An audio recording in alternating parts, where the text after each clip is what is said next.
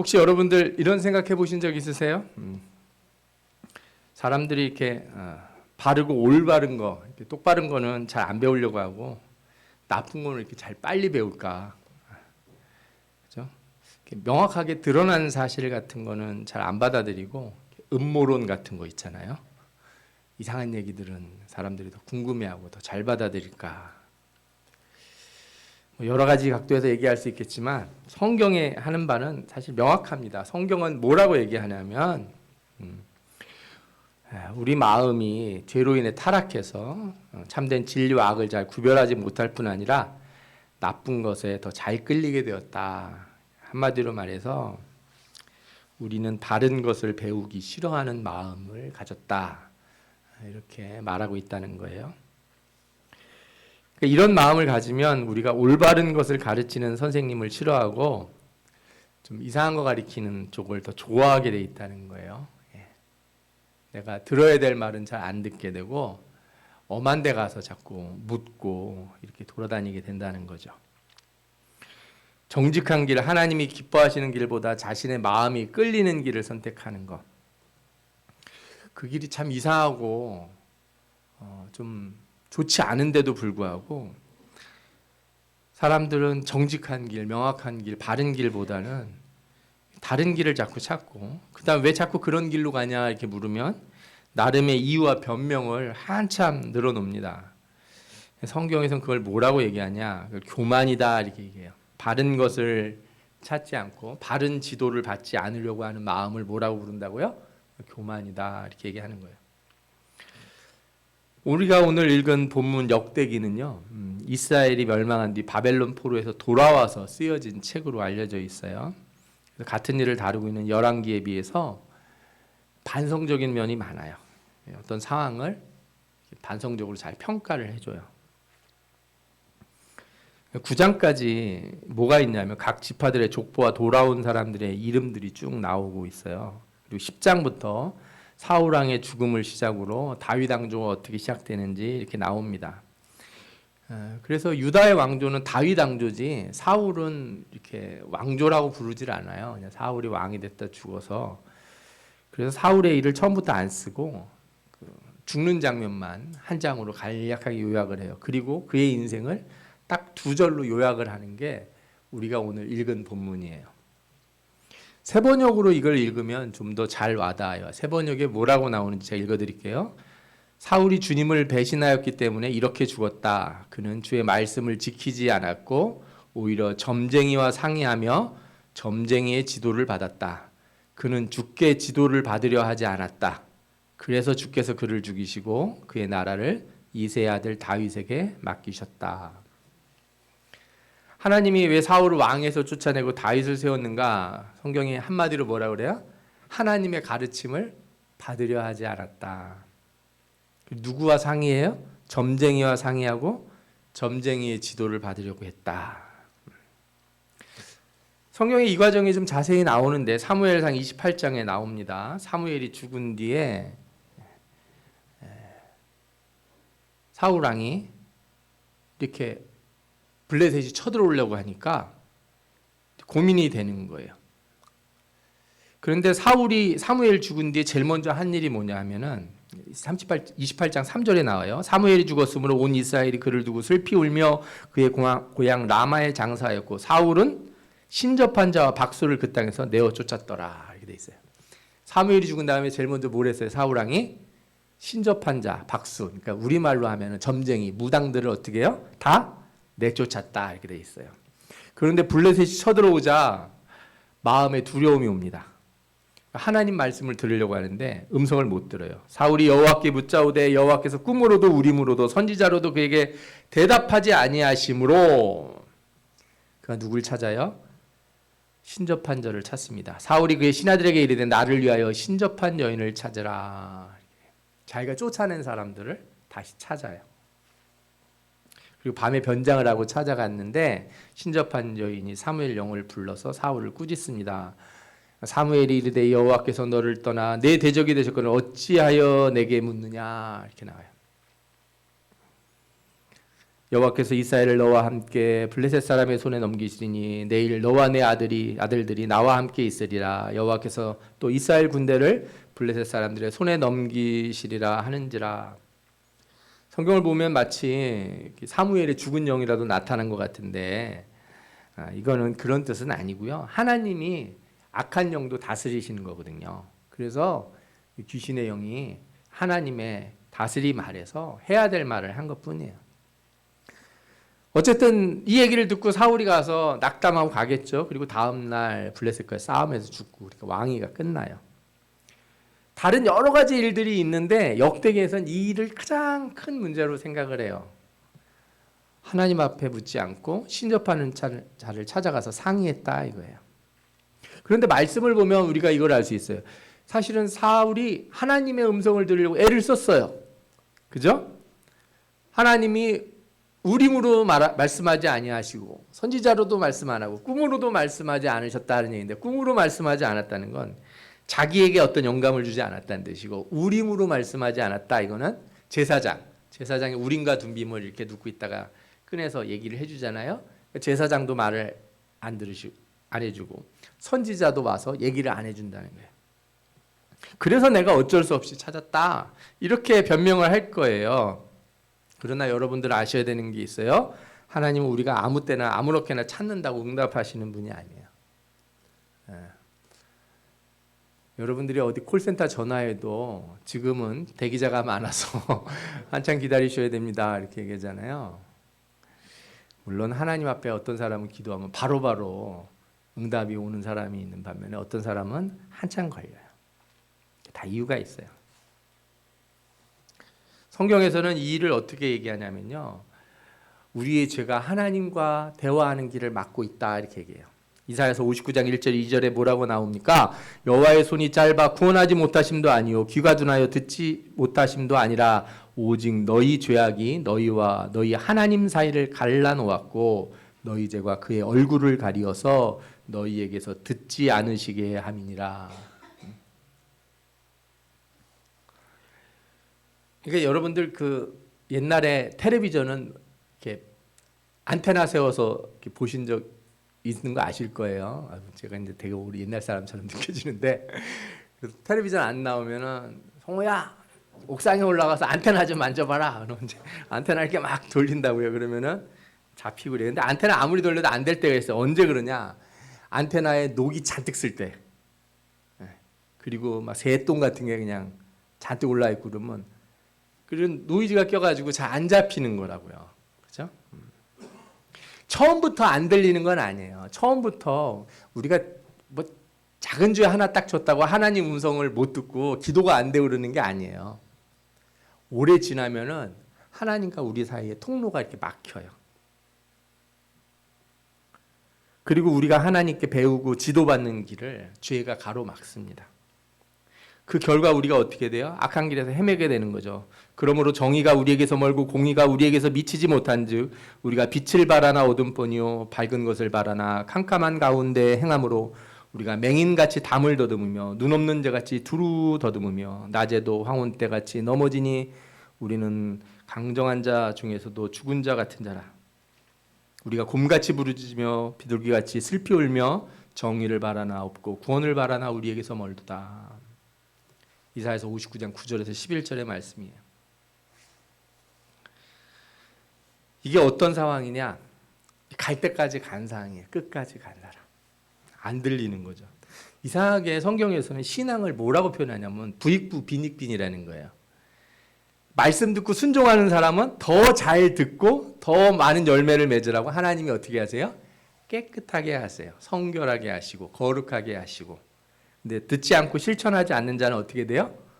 그 가진 것도 빼앗기리라. 무릇 있는 자는 받아 넉넉하게 되되 없는 자는 그 있는 것도 빼앗기리라. 마태복음 13장 12절의 말씀이에요. 이게 성경이 우리에게 말씀하는 바예요. 안 듣기 시작하면 어떻게 돼요? 진짜 못 듣는다는 거예요. 아무 때나 들을 수 있는 게 아니고 내가 한번 마음에 온 거를 거역하고 밀어내면 어떻게 된다고요? 안 들린다고요. 안 들려.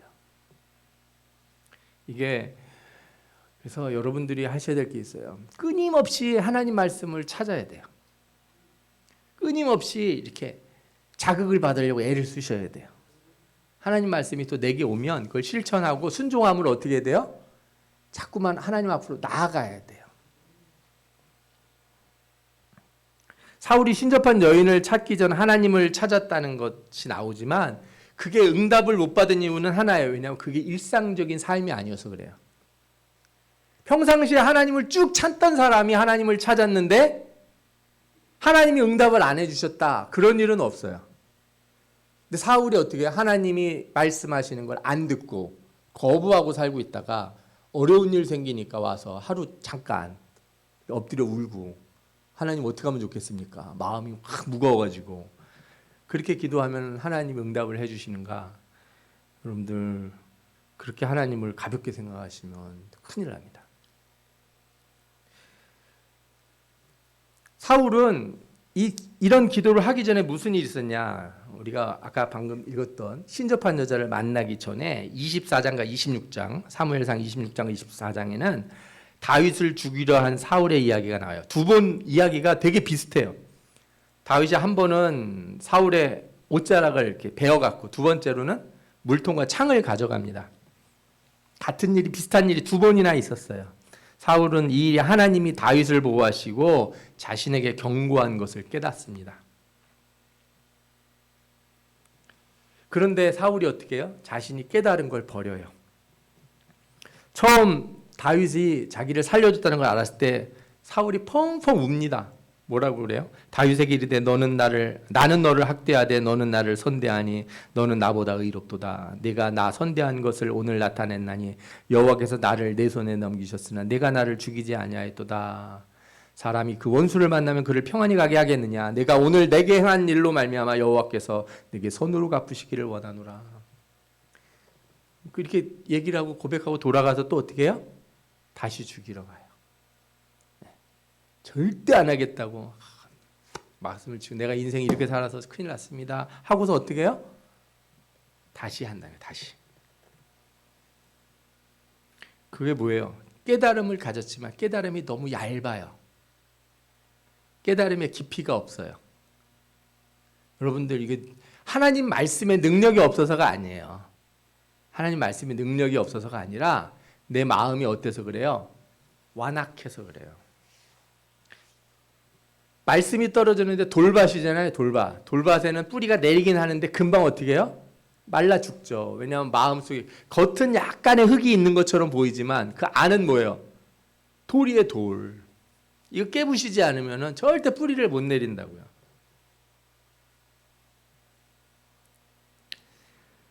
사실 사울이 다윗을 이렇게 쫓아다니기 이전부터도 일이 있었어요. 사울이 미갈과 함께 있던 다윗을 죽이려고 사람을 보냈다가 다윗이 도망을 칩니다. 그를 쫓아갑니다.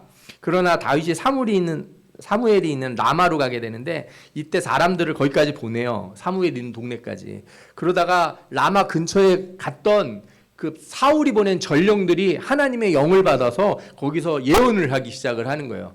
성령을 받아가지고 막 전부 다 뭐 요즘 말로 하면 방언하고 막 이렇게 그죠? 은사를 받아서 막 엎드려진 거예요. 사울도 그곳으로 왔다가 어떻게 돼요? 하나님의 영이 임해서 막 예언을 하기 시작을 해요. 예언을 하면 무슨 예언을 하겠습니까? 하나님의 일을 말하겠죠. 자기 입으로. 뭐가 옳은지 뭐가 그른지 자기 입으로 얘기했을 거라고요. 그런데 이 일이요. 사실 예전에도 한 번 있었어요. 그가 왕이 되기 전에 사무엘을 만나러 갔다가 사무엘이 얘기를 해줘요. 너 이러이러한 징조가 있을 건데 이 징조가 나타나거든 하나님이 너를 왕으로 택하신 줄 알아라. 이렇게 얘기를 해줘요.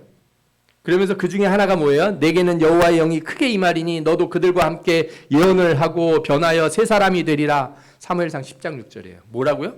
너도 그들과 함께 예언을 하고 변하여 새 사람이 되리라. 처음에는 영이 임해서 새 사람이 되는데 두 번째로는요. 거역하던데 하나님의 영이 임했는데도 새 사람이 됩니까? 안 돼요. 여러분들 그래서 여기 혹시 방언 받으시고 그런 분들 있죠. 어떤 분이 예수 믿다가 관두고 세상에서 시커 놀고 술도 마시고 막 그랬는데 어느 날 술 잔뜩 먹고 돌아가는 길에 내가 어렸을 때 방언을 받았는데 방언이 없어졌나 하고 막 해봤대요. 방언이 입에서 막 나가더래요. 술 취했는데. 소주 잔뜩 먹고 취했는데도. 여러분들 방언이 입에서 나온다고 내가 변화된 게 아니에요.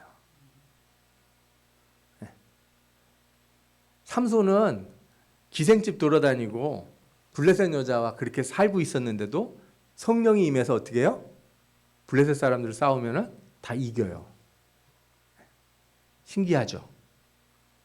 하나님이 도구로 쓰셔서 그래요. 도구로. 성령이 임했다고 내가 하나님의 사람이다. 내가 거룩하다. 하나님이 내 기도 들으시고 내 음성 들으시고 나에게 응답하신다. 이거 착각하면 큰일 납니다. 하물며 성령 받은 사람도 그런데 성령 안 받은 그 은사를 받은 사람도 그런데 은사 안 받은 사람들이 기도했을 때 하루 눈물 그냥 잠깐 쏟아졌다고 하나님이 여전히 나를 돌보시는구나 이렇게 생각하고 계시면 어떻게 돼요? 그런 착각이 없는 거예요.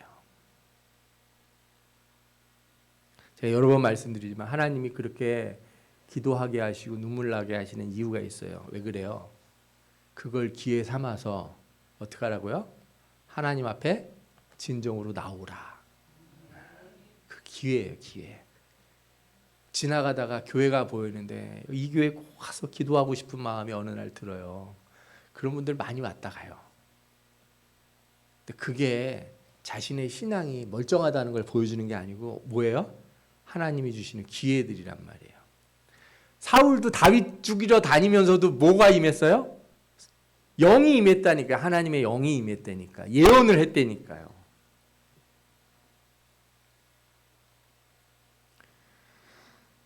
그렇게 임한 영은요, 그를 잠시 불타게 하는데 여러분들 큰 통나무에 휘발유 조금 뿌리고서 불 붙이면 불은 붙습니다. 근데 어떻게 돼요? 껍데기 그릇만 잔뜩 나고 말아요. 쪼개지지가 않으면 자신을 쪼개야 돼요. 갈아엎어야 돼요. 그래야 되는 거지. 잠깐 콩나물 싹 뿌리 조금 내린 거 가지고서 나 멀쩡하다고 이렇게 생각하면은 하나님의 말씀을 들을 수 없는 그런 상태에 가게 됩니다. 사무엘서를 보면요, 하나님이 사울을 얼마나 사랑하신지가 나와요. 그에게 은혜를 베푸시는데 한 번 주고 마신 적이 없어요. 성령이 임한 것도 2번이나 나오죠. 다윗이 살려준 것도 2번이나 돼요.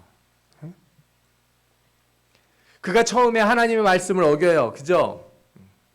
블레셋과 싸우러 나갈 때 사무엘이 늦게 온다고 자기가 제사를 드립니다. 사무엘이 책망을 해요. 그런데 그 일로 왕을 버리신다 하나님이 이런 말씀을 했지만 하나님이 사울 왕을 버리질 않아요. 그리고 기회를 한번 줍니다. 어떤 기회를? 너 아말렉을 진멸하라 이렇게 명령을 내려요. 그런데 이번에는 어떻게 해요? 아말렉을 진멸 안 하고 좋은 것은 남겨둬요. 그래서 사무엘이 다시 와서 마음을 침 한탄하는 거예요. 그 마지막 기회인데 그 지난번에 그거 하나님이 그렇게 여러분들 하나님이 너 이렇게 징계받는다, 너 잘못했다 그렇다고 해서 하나님이 막 진노를 쏟아붓는 그런 하나님이 아니에요. 여러분들 어지간하면 그러시지 않아요. 그런 말을 해줬을 때 듣고 어떻게 하라는 거예요? 제가 잘못했습니다. 엎드리라고 그런 얘기를 해주는 거지. 하나님이 신났다. 내가 너 꼬투리 잡았으니까 벌 한 번 내려서 너 직살하게 때려야겠다. 하나님이 이러시는 분이 아니거든요. 그러니까 아말렉이라고 하는 기회를 줬는데 그 2번째 기회를 또 놓치니까 사무엘이 밤새 기도를 합니다. 사울을 두고. 어떻게 준 기회를 또 놓치는가? 어찌하여 왕이 여호와 목소리를 청종하지 아니하고 탈취하기에만 급급하여 여호와께서 악하게 여기시는 일을 행하셨나이까. 여호와께서 악하게 여기시는 일이 뭐예요? 하나님 말씀 안 듣는 거. 물건 좋은 거 가져간 게 아니라 뭘 안 듣는 거야? 하나님 말씀 안 듣는 거.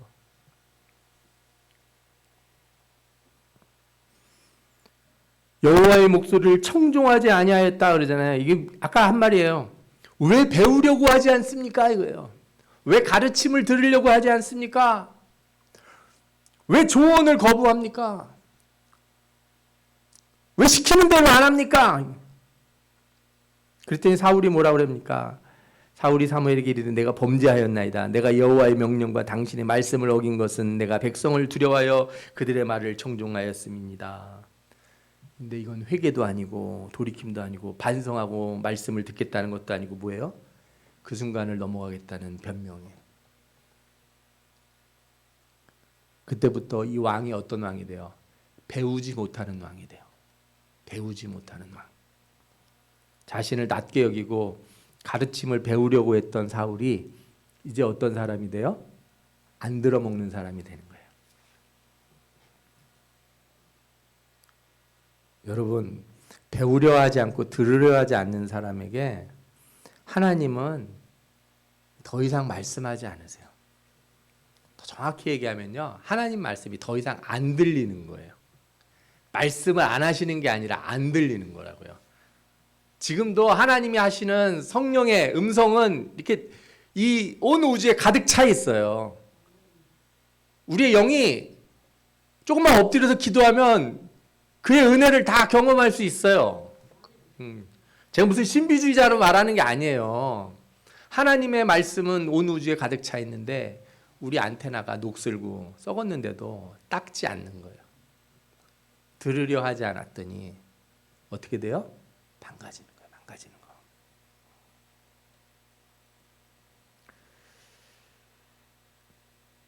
잠언서 5장 11절에서 14절에 이런 말씀이 나와요. 두렵건대 마지막에 이르러 내 몸, 내 육체가 쇠약할 때 내가 한탄하여 말하기를 내가 어찌하여 훈계를 싫어하며 내 마음이 꾸지람을 가벼이 여기고 내 선생의 목소리를 청중하지 아니하며 나를 가르치는 이에게 귀를 기울이지 아니하였던고. 많은 무리들이 모인 중에서 큰 악에 빠지게 되었노라. 하게 될까 염려하노라. 늙어가지고 내가 왜 어릴 때 이렇게 말을 안 들었을까. 내 몸, 내 육체가 쇠약할 때 병 들어야지만 말을 듣고, 제일 불쌍한 사람, 병 들어도 말 안 듣는 사람들이 있어요. 끝까지 고집을 피워요. 어떻게 해야 될지 모르겠어요. 문제가 있는 게 눈에 훤히 보여서 얘기를 해주는데도 전혀 안 들어요. 이 순간만 넘어가려고 하는 거예요. 순간만.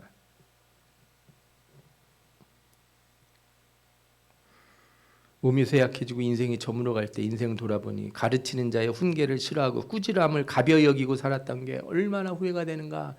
이게 노인들이 다 하시는 말씀이잖아요. 죽기 전에 뭐라고 얘기해요? 내가 왜 어렸을 때 그렇게 말 안 듣고 살았을까?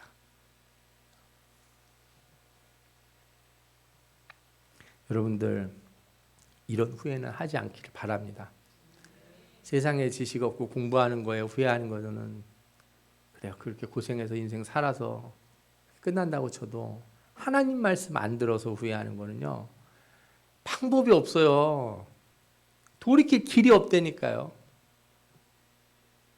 죽은 다음에는 돌이킬 길이 없어요. 돌이킬 길이. 이게 이 땅에 있을 때만이 유일한 기회라니까요. 하나님이 이 땅에서 하나님의 음성 듣게 이 시간이 그런 거예요. 이 시간이 하나님이 주신 기회예요. 기회. 시간이라는 게 뭐라고요? 시간은 곧 기회다. 천국과 저 지옥에 가면 시간이란 개념이 없어져요. 거기는 영원한 개념이, 영원 속에 사는 거예요. 우리가. 왜 지금 안 듣냐고. 왜 후회할 일을 자꾸 만드냐. 그치? 죄송해요. 들어야 될 사람들은 안 와요. 안타깝게 들어야 될 사람들은 안 오고, 안 들어야 될 사람들, 안 들어도 될 만한 사람들이 와서 듣고 회개한다. 이게 참 아이러니한 거예요. 배우려고 하는 자, 들으려고 하는 자, 매일매일 회개하고 사는 사람은 이런 말씀 듣고 가슴을 치고 눈물을 흘리고, 진짜 회개해야 되는 사람은 끄떡도 안 해요. 사울이 하나님의 말씀을 안 들었는데 다윗은 어땠냐고요? 시편 19편에 다윗의 시가 하나 나와 이렇게 돼. 여호와의 율법은 완전하여 영혼을 소성시키며 여호와의 증거는 확실하여 우두는 자를 지혜롭게 하며 여호와의 교훈은 정직하여 마음을 기쁘게 하고 여호와의 계명은 순결하여 눈을 밝게 하시는도다. 여호와를 경외하는 도는 정결하여 영원까지 이르고 여호와의 법도 진실하여 다 의로우니 금굿 많은 순금보다 더 서머할 것이며 꿀과 송이꿀보다 더 달도다.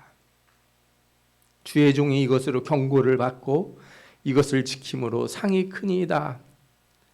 자기 허물을 등이 깨달을 자 누구리요. 나의 숨은 허물에서 벗어나게 하소서. 하나님 내게 말씀하셔서 내가 모르는 내 죄를 깨닫게 하여 주옵소서. 또 주의 종에게 고의로 죄를 짓게 말게 하사 그 죄가 나를 주장하지 못하게 하소서. 그리하면 내가 정직하여 큰 죄가에서 벗어나겠나이다. 주님 내게 말씀하셔서 고의로 죄를 짓지 말게 하시고 죄가 나를 주장하지 못하게 하여 주옵소서. 하나님 말씀을 즐거워하고 사는 다윗은 이렇게 기도를 한다. 주님 제발 말씀하셔서 내가 모르고 지나가는 죄에 빠지지 않게 해주시고 내가 일부러 하나님 말씀 어기면서 사는 자가 되지 않게 하여 주옵소서.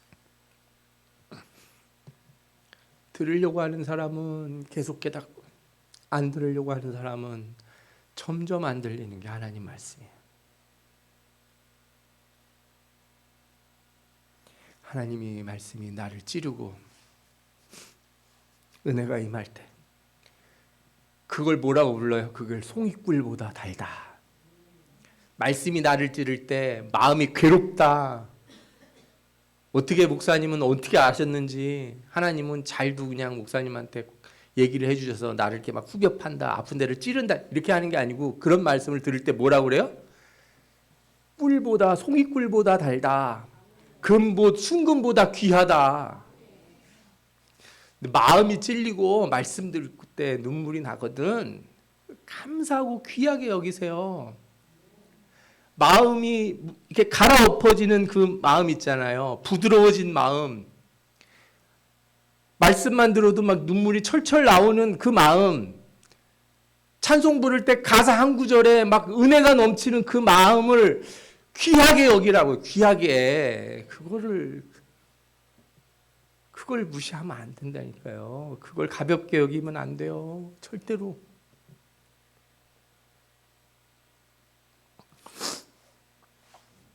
안 배우려고 하는 사람들 못 배웁니다. 마음에 온 것을 사람들 많은 데서라고 눈물을 흘리는 거 부끄러워하고 내가 하나님 앞에 말씀을 받았는데도 불구하고 저 문만 나가면 그래도 내일 해야 될 일도 있고 뭐 이렇게 하는 것도 재밌고 그것도 좋고 그런 생각으로 살면 하나님이 또 자꾸 그 얘기 하실 것 같아요. 오늘 말씀이 여러분들에게 경고가 됐다고 생각하시면 온전히 돌이키시기를 축원합니다. 배우기를 갈망하셔야 돼요. 괜히 쓸데없는 데서 얘기 들으려고 하지 말고, 그죠? 목사님 설교는 은혜가 안 되는데 저 유튜브에 그 김창옥인가 뭔가 하시는 분이 있어요. 얼마나 말을 잘하는지 거기다가 예수 얘기만 하면은 목사 돼도 되겠더라고. 어디 그런 데 가서 무슨 위안 얻고 그런 말들 들으면서 참 좋은 얘기 많이 하더라 그러지 마시고 하나님 말씀에 자극받고 하나님 말씀이 나를 찌를 때 귀하게 여기고 그 붙드시는 여러분들 되시기를 축원합니다. 주님의 은혜가 여러분들의 삶을 온전히 변화시키실 줄 믿습니다. 아멘. 기도하겠습니다.